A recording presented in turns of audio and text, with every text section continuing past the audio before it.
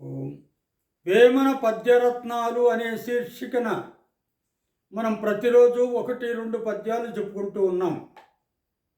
వాటి వల్ల ఎన్నో ప్రయోజనాలు ఉన్నాయి.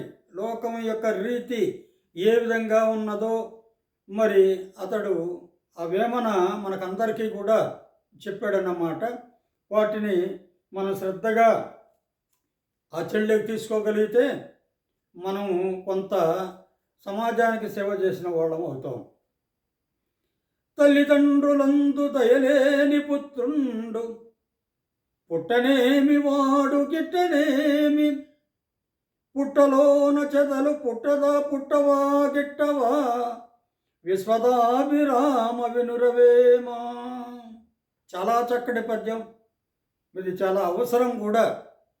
తల్లిదండ్రులందు దయలేని పుత్రుండు అంటే లోకంలో ప్రతి వారు ఏం కోరుకుంటారంటే పుత్రుడు కావాలి అనుకుంటారు. ఎందుకని? వాడు వంశోద్ధారకుడు అవుతాడు, తన వంశాన్ని నిలబెట్టేవాడు అవుతాడు అని.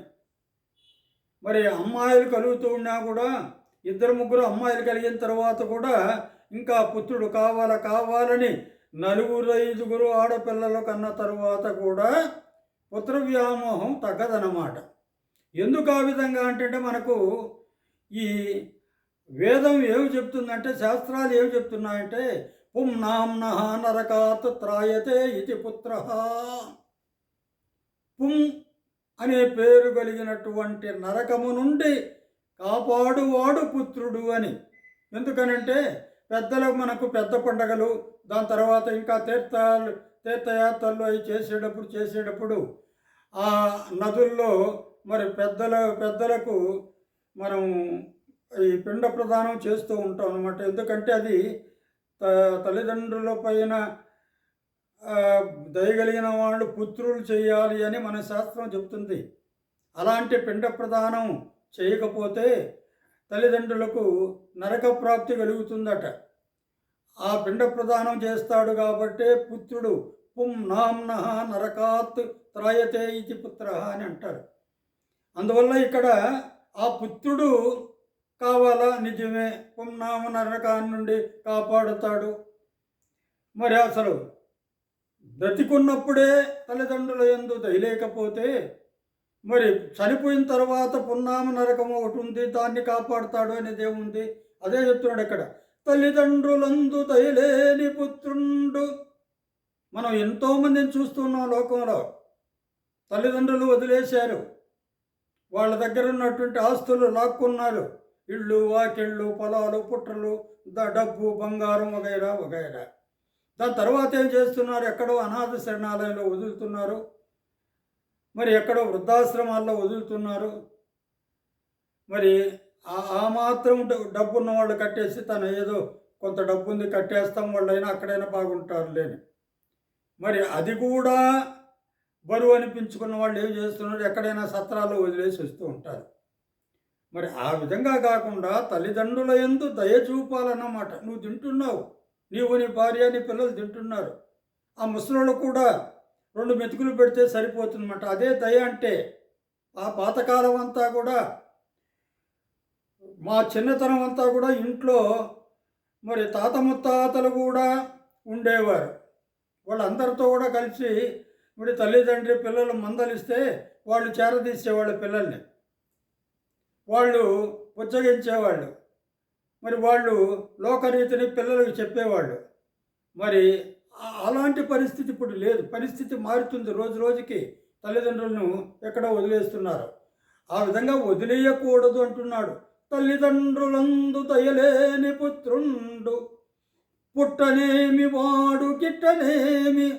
వాడు పుట్టినా ఒకటే, మరి పుట్టకపోయినా ఒకటేను అంటున్నాడు.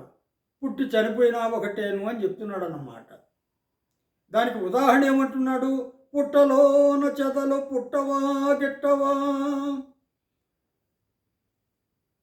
చీమలు పుట్టలు పెడతాయి కదా, పుట్టలు పెట్టిన తర్వాత ఏమవుతాయి? ఆ పుట్టల్లో చెద పురుగులు చేరుతాయి. దాన్ని కొంచెం పెద్దవైన తర్వాత ఏం చేస్తాయి? దాన్ని తినేస్తాయి అన్నమాట.